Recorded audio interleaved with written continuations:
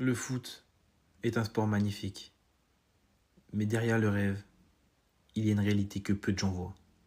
Bienvenue dans la tribune de Jordan. J'ai été formé au FC Sochaux-Montbéliard. Durant mon parcours, j'ai eu l'opportunité de signer professionnel au Paris Saint-Germain. Pourtant, aujourd'hui, je ne suis pas footballeur professionnel. Cette expérience m'a appris une chose. Dans le football, le talent ne suffit pas. Chaque année, des milliers de jeunes espèrent réaliser leurs rêves. Ils travaillent tous les jours. Ils font énormément de sacrifices. Ils donnent tout pour atteindre leur objectif. Alors pourquoi la majorité d'entre eux n'y arrivent pas? Manque de talent? Manque de travail? Non, la réalité est beaucoup plus complexe que ça. Bonjour, moi c'est Jordan et bienvenue dans la tribune de Jordan. Aujourd'hui, je vais vous expliquer pourquoi la majorité des jeunes footballeurs échouent au centre de formation et n'arrivent pas à passer professionnel. Parce que dans la réalité, le football est beaucoup plus complexe que ça. Le talent ne suffit pas toujours. Quand on est enfant, on grandit avec tous le même objectif, devenir footballeur professionnel. Jouer dans un grand stade, porter le maillot d'un grand club, entendre les supporters crier mon nom, notre nom. Et quand j'ai intégré le centre de formation du FC Sochaux-Montbéliard, je me suis dit, je me rapproche de plus en plus de mon but. Mais avec le recul, on nous montre seulement la partie émergée de l'iceberg. Les buts, les célébrations, les trophées, les transferts et les réseaux sociaux appuient ça de plus en plus. Mais on ne nous montre pas le vrai côté du football. Tous ces joueurs qui avaient du talent, tous ceux qui rêvaient de devenir professionnels et pourtant qui n'y sont jamais arrivés.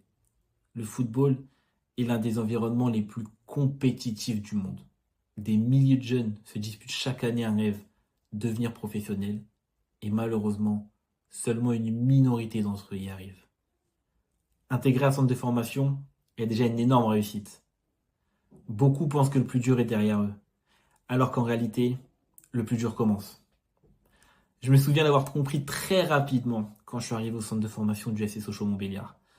La différence, c'est que on est le meilleur de son club amateur, mais en centre de formation, tous les joueurs étaient les meilleurs de leur club amateur. Donc le niveau est super élevé. Chaque entraînement est une compétition. Chaque match est une compétition. Le droit à l'erreur est infime. Tout le monde a du talent. Tout le monde a été sélectionné. La différence est beaucoup, beaucoup plus difficile à faire. Chaque match, on est observé. Chaque détail est analysé. Que ce soit le football, leur football, la scolarité, tout est important. On est évalué en permanence. Pas seulement le niveau footballistique, mais aussi l'état d'esprit, l'implication. Il y a très très peu de marge d'erreur. Avec le nombre de joueurs talentueux en centre de formation, le droit à l'erreur n'est pas permis. Une blessure, une mauvaise période, un manque de confiance, un mal-être, et on passe à la trappe et on est oublié. Pendant que d'autres progressent, nous on s'arrête. Pour moi, le facteur le plus important de l'échec, c'est le mental.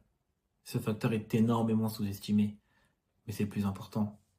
La peur de rater, la peur d'être remplacé, la peur d'être jugé, la peur de perdre sa place. Cette pression est constante et elle peut nous mener à notre échec si on n'arrive pas à la gérer. Le football de haut niveau ne récompense pas le talent, il récompense la régularité. Être bon un jour ne suffit pas. Être bon un mois ne suffit pas.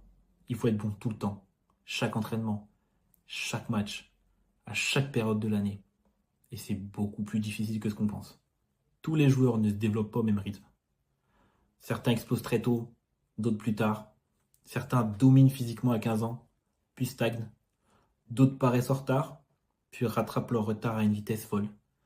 Le problème, c'est que le football de formation va très très vite. Et certaines personnes n'ont pas le temps d'exploiter et de montrer leur plein potentiel. Et enfin, il y a tout ce qu'on ne maîtrise pas. Les décisions de l'entraîneur, les blessures, nos propres décisions. Et c'est là que je vais vous parler de mon histoire. J'ai été formé à FC Sochaux-Montbéliard.